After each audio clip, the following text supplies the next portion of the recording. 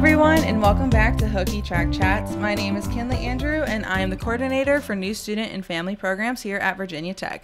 Thanks for joining us again for another episode. And for today's episode, I'm joined by Thomas Andre Alves de Lima, the Assistant Director for Orientation and Leadership here in the office. Thanks, Thomas, for joining us. Welcome to the podcast. Yeah, absolutely. I'm very happy to be here, Ken.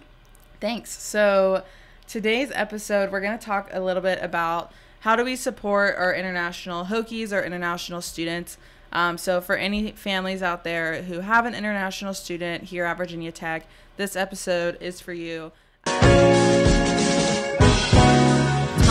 is from Brazil and went to George Washington University in DC. And so I wanted to talk to him about his experience and that transition, you know, from coming from Brazil, then to the States. I know you went to like an international high school while you were there. But if we could just talk a little bit about that transition for you, and then we'll go into, you know, how are we providing resources here at Virginia Tech for international students? Yeah, absolutely. So as Kenlee said, I am from Brazil. My family's still there. I went to an international high school, actually K through 12. And so the time came for us to make a decision if I wanted to study in the United States or if I wanted to stay in Brazil for higher education. And I decided to come to the United States. As you mentioned, I went to GW, so that's where I landed. I went to DC for undergrad, moved when I was 17, and then stayed there for my master's. But the initial transition was very difficult. I think as much as I had come to the US before for tourism, just like on vacation, I was also hit with a lot of culture shock that I wasn't expecting. Yeah, that kind of inspired my passion for working with international students. International orientation is under my portfolio in this current role, which is always really exciting to be able to best serve students who are going through an experience that I also experienced in my own way, and hold those identities. You know, when you were navigating involvement as an international student, or as you have, you know, helped shape some students' experiences here, how has that experience been, finding that sense of belonging on campus? I think something that was really awesome for me when I was an undergrad was that I joined the Brazil Club, and so I was able to connect with older students who were also Brazilian, who understood that culture component, knew the food that I was missing, but also had gone through the process themselves, and that was invaluable, right? They kind of served as mentors and almost like older siblings to me. And I love that. And I do notice that with a lot of our international students here at Tech is that, and it's easier, right? Obviously, we tend to connect with people who share an identity of our own. And so international students do tend to connect with students who are from their same home country, which is awesome. But I also would encourage them to break out from those groups and create new communities and new friends and new connections across campus, because those are invaluable, right? Like some of my best friends to this day are American students, right? So that is something to note as well. So really diversifying that portfolio of involvement and just knowing that there's things to gain from both of those opportunities. Right. I mean, I think we encourage students to get involved with people that they can find common ground with. And if that common ground is identity or culture or religion or hometown or home country, or if that identity or shared common ground is wanting to be in a music group or a cappella, or if they want to be in a video game club together, like that shared space and interest doesn't have to be related to being an international student. But at the same time, we do have organizations and spaces and centers on campus specifically for specific identities. So I think it's important to encourage students to get involved in all facets of their identity, both social, personal, internal, whatever that may be for them. Yeah. And you're going through this huge transition, right? Every single student goes through a major transition when they come to college, but international students are going through an even bigger one, right? They're moving very far away from their family, or their home country. They're learning a new culture, a new environment, sometimes a new weather, right? Sometimes experiencing all four seasons might be something new. And so thinking about that, knowing that you're here to take advantage of everything.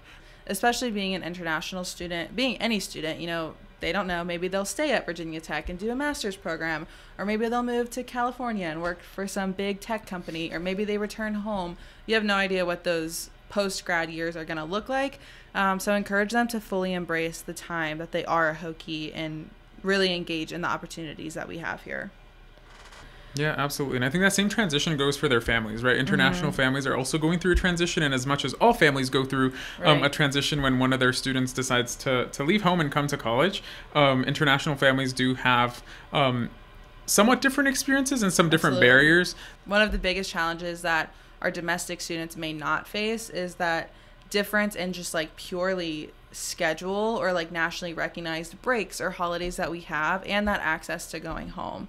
And so, you know, right now we're actually on spring break. A lot of our students have left the area, left campus, but there are still a few students on campus. How are we providing support for students that are staying in Blacksburg, but also as a family member, like how do you bring that holiday or that break or that family quality time to a student when those differences do exist?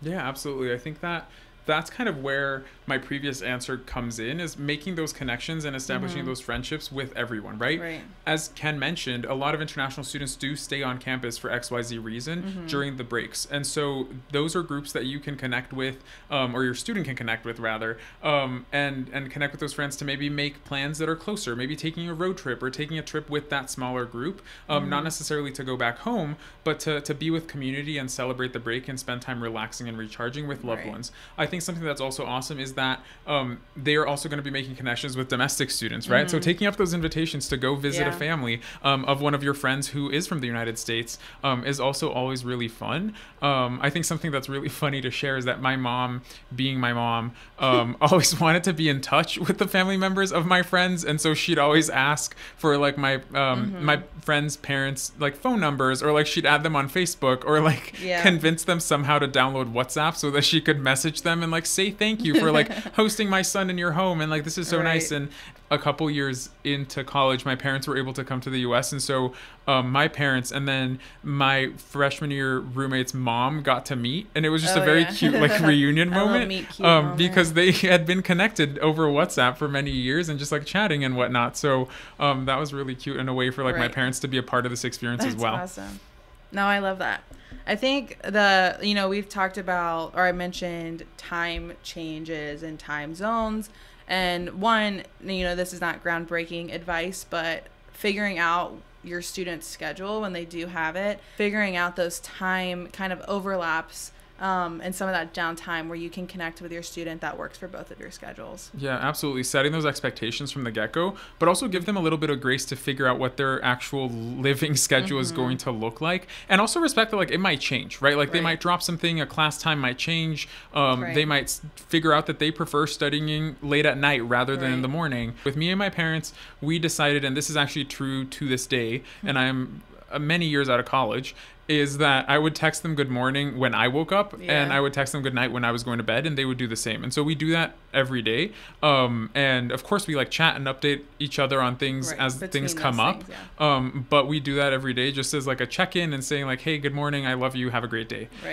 So that was something that's been really nice and really like reassuring for me and reaffirming to like have my parents message me, and I'll call them out. Sometimes they'll ignore me, sometimes it'll just say read, and I'm like, well, okay, but I did my part. So hold your student accountable, and let them hold you accountable as well. Absolutely. That's hilarious, because they're growing up too. So today's episode is obviously primarily just very conversational. I wanted to get to know Thomas's experience a little bit more and highlight that on the podcast when talking about our international families.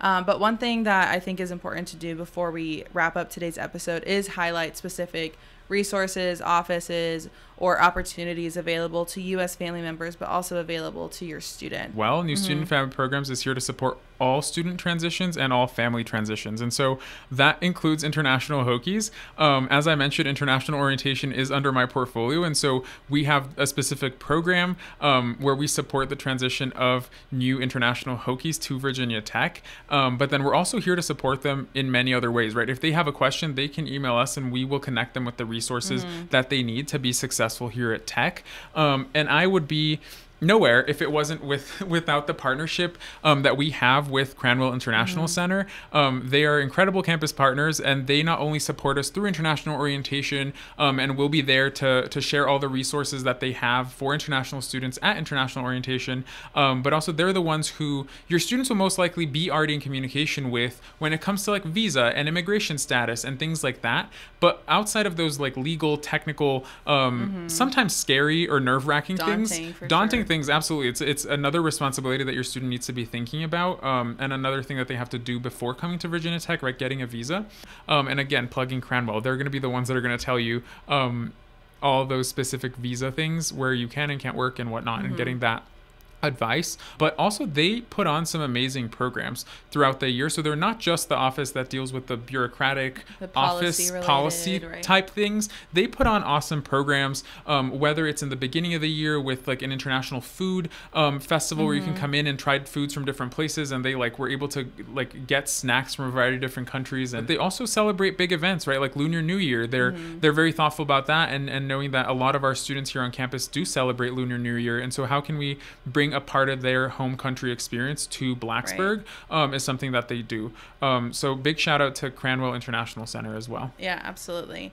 I think thinking about the international family support system, sometimes it's very hard to feel like you're being helpful or supporting your students from very far away, right? So if your student isn't communicating with you and you're scared about something or you're concerned about their well-being, we have resources for that, whether it's our Dean of Students office where you can communicate with our Dean of Students office about any concerns that you're having about your student, or if you want to tell your student that they can access mental health resources at Cook Counseling Center, or for any other health-related concerns, Schifferett Health Center is there for them as well. So thinking about those resources as well that we plug for all of our students, right? But something that maybe sometimes our international families aren't necessarily aware of, or sometimes that's not how higher education institutions abroad function or have these services available to their students, right? That's something that where I'm from in Brazil, like that's not a thing that exists a lot. Like in Brazil, there isn't like a student affairs side of higher education. It's purely education. And so thinking that those are also options for our students, it really is a holistic service that we're providing here, as much as we're here to provide them an excellent education and help them achieve those personal and professional goals. There's also so much going on around them that supports them holistically to grow and develop as a person. And we have the resources to support them in that way. Care packages is a thing that a lot of students will highlight as something that helps them feel supported by their families. But we also recognize that shipping and mailing from other countries is not always the easiest thing to do or even reliable, and it's also quite expensive.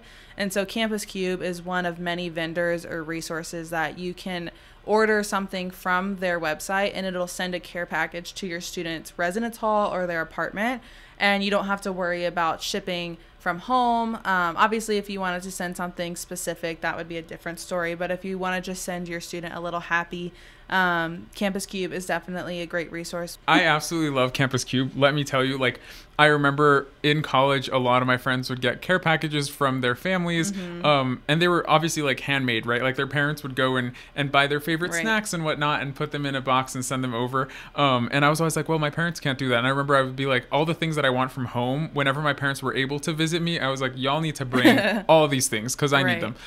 So I love Campus Cube. I think it's an awesome thing that we're able to offer here through New Student and Family Programs. Thomas has eaten 3 Campus Cube boxes today. Listen, I approve of Campus Cube. You know, I approve their products. My name's Thomas, and I approve this message. He loves Campus Cube. What can we say? And just a message for our international families out there, remember to support, but also uplift your student and celebrate them, right? This is a huge accomplishment. And maybe they're the first person in your family to study abroad, right, at an American institution, or maybe they're the first person in your family to go to college, period. So remember to celebrate this huge achievement. It's really exciting that they're coming to Virginia Tech. It's really exciting that they're here. And so knowing that, you know, they're doing something incredible. So knowing that, you know, they're in good hands, both in yours and in ours, but knowing that they're doing this out of their own merit and being able to celebrate them and their accomplishments as they move through their experience here at Tech. I hope that today's episode was helpful for some of our families out there listening. I've really enjoyed talking to you, Thomas, today. Thank you for coming on the podcast. I know that you actually voice our outro every episode, so you are always on the podcast technically. But it was nice to talk to you and learn more about, you know, your transition to the States when you started college. Yeah, absolutely. Thank you for inviting me to chat about my experiences and also chat about international Hokies and international students and families.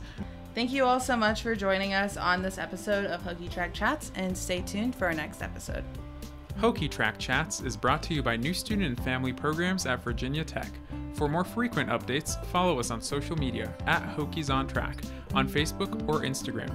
If you are not already, join the Hokie Family Hub, which can be found at our website, students.vt.edu/transition. Music is Sun Say Yes by JL Brock. Editing software is Audition.